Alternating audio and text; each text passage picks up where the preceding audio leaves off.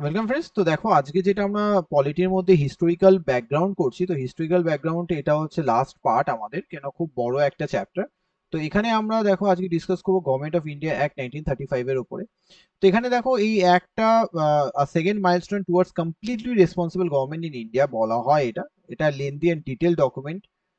321টা section and 10টা schedules আছে এখানে।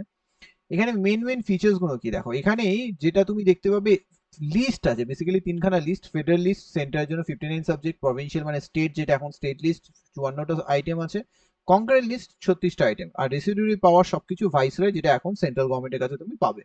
However federation never came into being as the princely state did not join. Federation কখনই এলো না, তার কারণ হচ্ছে কিসের জন্য? বিকজ আমাদের প্রিন্সলি স্টেট জয়েন করেনি বলে। এটা ডায়ার্কি প্রভিন্সে এটা অ্যাবলিশ করে দিয়েছে and introduced provincial autonomy in its place. The provinces were allowed to act as autonomous units of administration in the defined sphere. Moreover, the act introduced responsible government provinces, a responsible government introduced করে দিয়েছে. That is, governor was required to act with the advice of minister responsible to the provincial legislature. আর এটা কবে এলো? This came into effect in 1937 and discontinued 1939, 2 বছর পরে। It provided for adoption hierarchy at the center. Hierarchy ছিল constitutionally federal subject were divided into reserve subject and transfer subject. However, this provision act did not come into operation at all.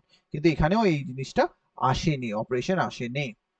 It introduced bicameralism into 6 out of 11 provinces, 6টা out of 11.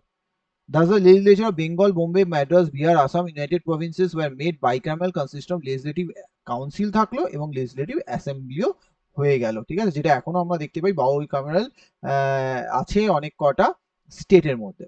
However, many restrictions were placed on them, restrictions দেওয়া হয়েছিল। It extended communal representation by provide separate electorate কাদের জন্য? depressed class, women and laborদের জন্য।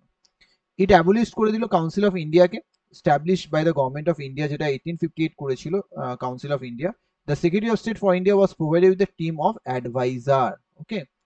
It extended franchise দেওয়া হলো। 10% of the total population got the voting right. এখান থেকে voting পাওয়ার দেওয়া হলো, যেখানে 10% ভোটিং রাইট পেয়ে গেল।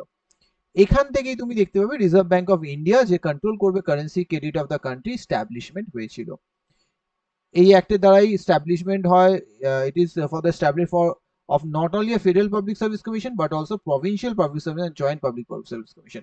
যেমন শুধু ইউপিএসসি না, যেমন স্টেট পিএসসিও আছো এবং জয়েন্ট পিএসসিও এখান থেকে করেছিল for more than 2 or more provinces এর জন্য জেপিসি করেছিল। ওকে, জেপিএসসি।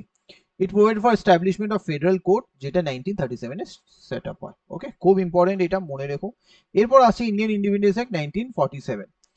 এটা ফেব্রুয়ারি 20, 1947-এ British prime minister Clement Attlee declare করলো যে British rule in India would end, কবে শেষ হয়ে যাবে? June 30, 1948।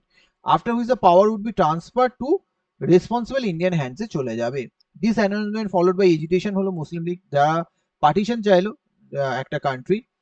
Again on June 30, 1947, British government made it clear the constitution framed, যেটা হবে Constitutional Assembly of India, যেটা 1946-এ হয়েছিল, cannot apply to those part of the country which are unwilling to accept, যারা accept করতে চাইবে না তাদের জন্য হবে না। On the same day, June 30, 1947, Lord Mountbatten, Viceroy of India, put forth the partition plan, সেই সময় দিল, known the Mountbatten plan.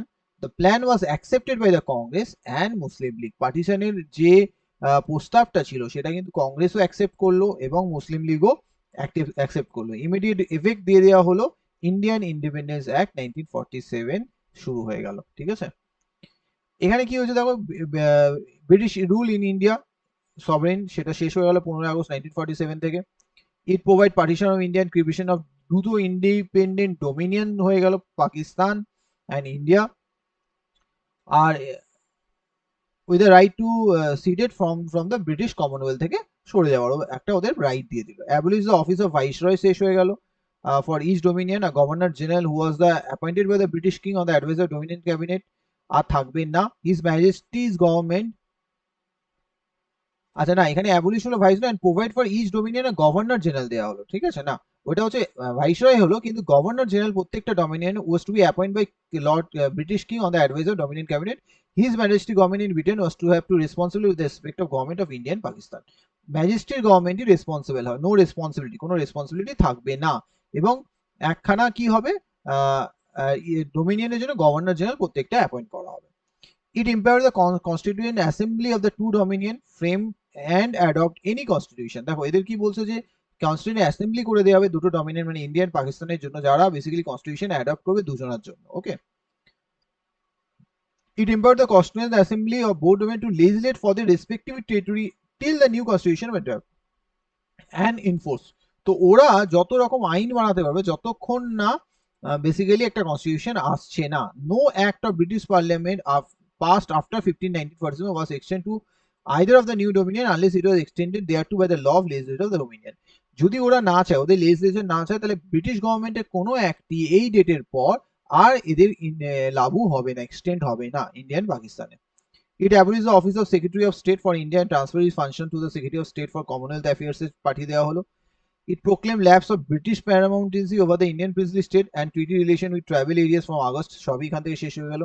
It granted freedom to the Indian princely state either to join Dominion of India or Dominion of Pakistan or to remain independent। তিনটে condition দিয়েছিল, either ইন্ডিয়ার সাথে তুমি join করো, নাহলে পাকিস্তানের সাথে, নাহলে তুমি রিমেন ইন্ডিপেন্ডেন্ট থাকো। It dropped the title Emperor of India from his royal titles of the King of England. It discontinued appointment to civil services and reservation of posts by the Secretary of State for India. The member of civil service appointed before Ato were continue to enjoy the benefit that were entitled till that time। তো যারা আগে join করছে তারা normal সব সুবিধাই পাবে। Midnight, at the stroke of midnight 15 August 1940, the British rule came to an end and power was transferred to the new independent dominion of India and Pakistan। পুরো মানে ব্রিটিশ গভর্নমেন্ট শেষ হয়ে গেল, ওখান থেকে ইন্ডিয়া আর পাকিস্তানের কাছে চলে গেল। Lord Mountbatten become the first governor general of the new dominion of India. যেহেতু ওখানে বলা হয়েছিল গভর্নর জেনারেল হবে, সে উনি হলেন। He so Jawaharlal Nehru as the first prime minister of independent India বানানো হলো। Constituent assembly of India formed in 1946 became the parliament of Indian dominion. Constituent assembly যেটা 1940 ওখান থেকেই পার্লামেন্ট হয়ে গেল। ওকে, এরপর দেখো আমাদের ইন্টারিম গভর্নমেন্ট ওই সময় 1946 এ হয়েছিল, জওহরলাল নেহরু যে করেছিলেন, তার একটু পোর্টফোলিও গুলো কোশ্চেন আছে। যেমন Jawaharlal Nehru vice president of the council ছিলেন, external affairs and Commonwealth relation ছিলেন। বল্লভভাই প্যাটেল হোম আর ইনফরমেশন ব্রডকাস্টিং ওনার কাছে ছিল। ডক্টর রাজেন্দ্র প্রসাদের কাছে ফুড অ্যান্ড এগ্রিকালচার ছিল। জন মিথাইয়ের কাছে ইন্ডাস্ট্রি এন্ড সাপ্লাই ছিল। জগজীবন রামের কাছে লেবার ছিল। সর্দার বল্লভভাই সিং এর কাছে ডিফেন্স ছিল। সিএইচ বাবার কাছে ওয়ার্ক মাইন্স এন্ড পাওয়ার ছিল। লিয়াকত আলী খানের কাছে ফাইন্যান্স ছিল। আব্দুর রব নিস্তার কাছে পোস্ট অ্যান্ড এয়ার ছিল। আশরাফ আলীর কাছে রেলওয়ে অ্যান্ড ট্রান্সপোর্ট ছিল। সি রাজাগোপালের কাছে এডুকেশন অ্যান্ড আর্টস ছিল। আইআর চন্দ্রিগড়ের কাছে কমার্স ছিল। গজনফর আলী খানের কাছে হেলথ ছিল। যোগেন্দ্র নাথ মন্ডলের কাছে ল ছিল। ওকে, আর ফার্স্ট ক্যাবিনেট অফ ফ্রি ইন্ডিয়াতে কি কি ছিল দেখো। Jawaharlal Nehru prime minister, external affair, commonwealth relation, scientific research উনি নিয়েছিলেন। Patel home, information broadcasting, states, Rajendra Prasad food and agriculture, Maulana Abdul Kalam Azad education, John Mathai railways and transport, R K Shanmukham Chetty finance, B R Ambedkar law, Jagjivan Ram labour, Sardar Ballabh Singh defence, Rajkumar Amrit Kaur health. এইগুলো তোমাদের একটু মনে রাখতে হবে, এখানে অনেক সময় কোশ্চেন দিয়ে দেয়। First free India cabinet or interim government, ঠিক আছে, দুটো জিনিস একটু মনে রেখো। ওকে, চলো, thank you for watching, bye by.